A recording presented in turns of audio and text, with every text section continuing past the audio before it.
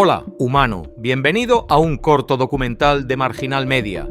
Te presentamos un fragmento de nuestro resumen con los momentos más representativos de 2024. En este vídeo encontrarás el análisis político y social del año. Si te interesa, en nuestro canal Comenta YT tenemos el resumen completo, que incluye temas culturales, tecnológicos, deportivos y un homenaje a los fallecidos más destacados. Te dejamos el enlace en la descripción. Sin más preámbulos, vamos con el vídeo.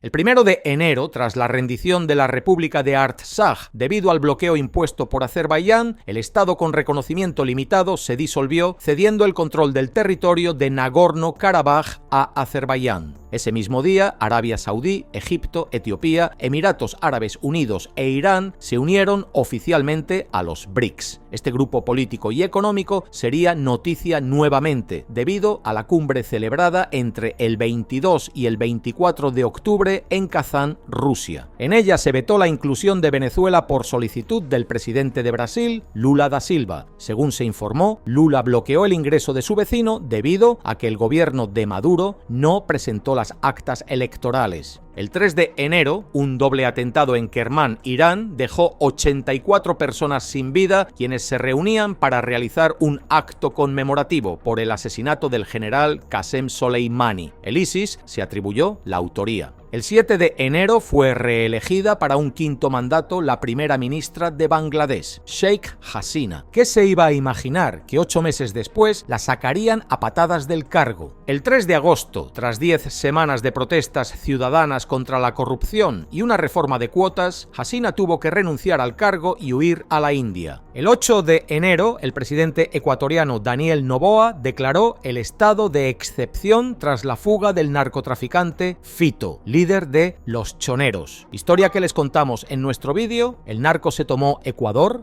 El 14 de enero, Bernardo Arévalo asumió la presidencia de Guatemala, mientras en Copenhague, Federico X fue coronado rey de Dinamarca tras la abdicación de su madre, Margarita II. El 4 de febrero, Nayib Bukele, presidente de El Salvador, logró la reelección con un arrollador 84,65% de los votos. Mientras unos suben, otros bajan. El 6 de febrero, el expresidente chileno Sebastián Piñera falleció en un accidente de helicóptero en Lago Ranco. Piñera pilotaba la aeronave en la que viajaba junto a su hermana, un amigo empresario y el hijo de este último, rumbo a un almuerzo con otro empresario residente en la zona. De los 4 pasajeros, solo Piñera perdió la vida. Si les interesa, hicimos un top sobre presidentes y expresidentes que fallecieron en accidentes aéreos. Aunque a ese vídeo le faltaría otro incidente que ocurriría meses después. El 19 de mayo, mientras Luis Abinader era reelegido como presidente de República Dominicana, en Irán desaparecía un helicóptero que transportaba al presidente Ebrahim Raisi, 2 altos funcionarios del gobierno, 2 militares y 3 miembros de la tripulación. Posteriormente se confirmó que la aeronave se estrelló cerca de un pueblo en la provincia iraní de Azerbaiyán Oriental. El 10 de febrero, Katalin Novak renunció como presidenta de Hungría tras fuertes presiones por haber indultado a un abusador de menores. Al día siguiente, Alexander Stubb ganaba la segunda vuelta presidencial en Finlandia, con el 51,62% de los votos. 3 días después, Prabowo Subianto ganó las elecciones en Indonesia con más de 96 millones de votos. El 16 de febrero fallecía en prisión el opositor ruso Alexei Navalny, quien cumplía una condena de 19 años de prisión en el distrito Yamalo-Nenets. Aún no se conoce la causa exacta de la muerte de Navalny. Se especula que falleció debido a la desnutrición y maltrato del que era víctima por las autoridades carcelarias. El 29 de febrero, el mundo se indignaría con la muerte de 100 personas, la mayoría de ellos mujeres y niños, a manos del ejército de Israel. Ese día, en hechos que aún son investigados, militares abrieron fuego contra un convoy de civiles refugiados en Gaza.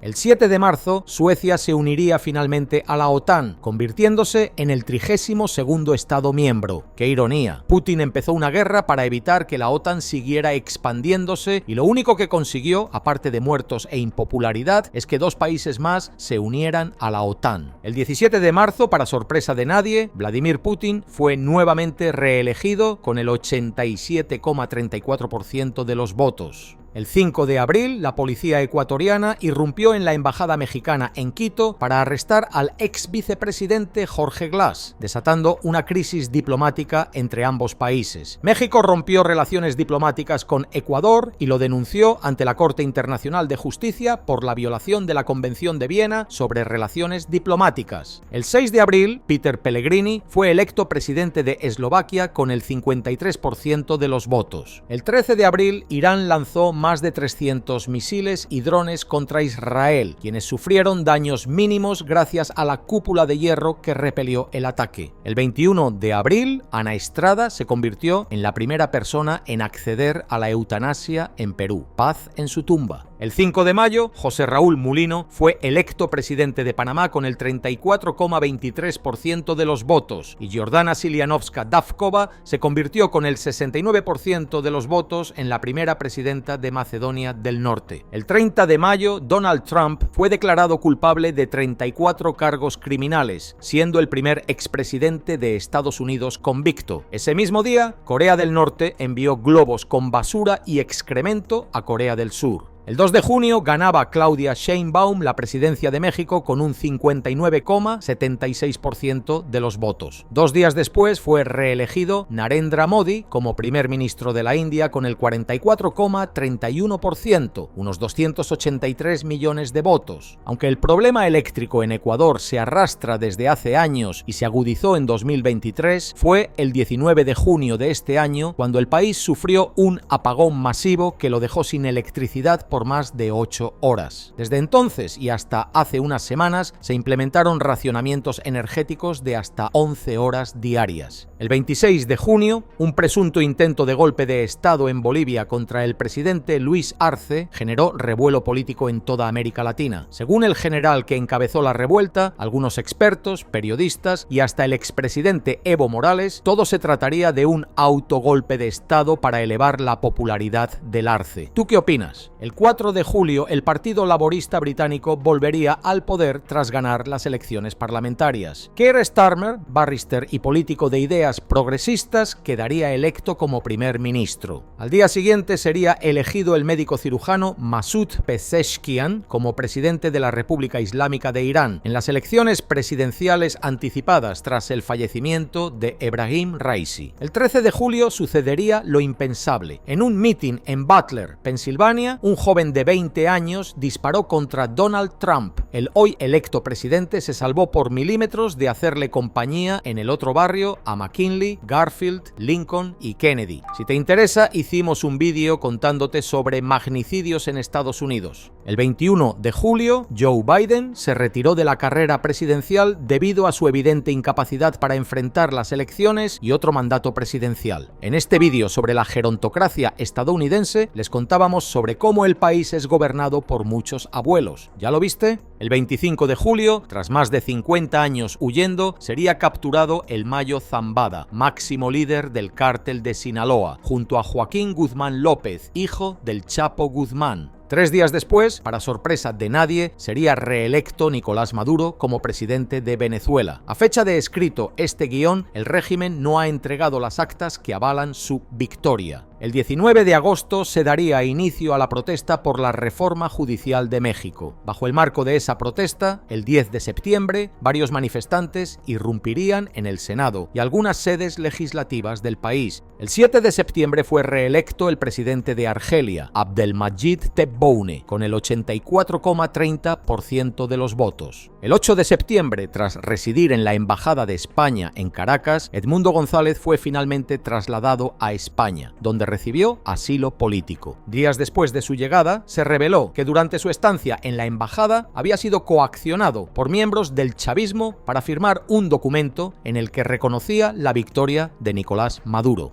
El 16 de septiembre fue capturado el rapero Sean Diddy Combs, acusado de tráfico sexual y crimen organizado. Se espera que su juicio inicie en mayo de este nuevo año. El 17 de septiembre, más de 2.000 buscapersonas explotaron en el Líbano y Siria, dejando 42 personas sin vida y multitud de heridos. Los ataques los habría realizado Israel para acabar con militantes de Hezbollah. Siguiendo con Israel, el 27 de septiembre confirmó que eliminó al líder de Hezbollah, Hassan Nasrallah, durante un bombardeo en el sur del Líbano. En el hecho también perderían la vida otras 6 personas y más de 91 quedaron heridas. Y el 1 de octubre, después de 18 años, Israel volvería a invadir Líbano con la excusa de ir contra efectivos de Hezbollah y Hamas. Esa noche, Irán bombardearía Israel con misiles y drones como represalia. El 18 de octubre, una explosión en la termoeléctrica Antonio Guiteras dejó a Cuba sumida en un apagón masivo. El 23 de octubre, 2 simpatizantes kurdos atacaron la sede del Turkish Aerospace Industries en Ankara, Turquía. El saldo fue de 7 fallecidos, entre los que estaban los asaltantes, y 22 personas más heridas. En el contexto de las protestas en Bolivia que vienen desarrollándose desde septiembre, el 27 de octubre a las 6:20 de la mañana se produjo un intento de magnicidio contra el expresidente Evo Morales. En circunstancias aún bajo investigación, desconocidos dispararon contra la camioneta en la que Morales se desplazaba junto a otras 2 personas en Cochabamba. El ataque dejó como único herido al conductor del vehículo.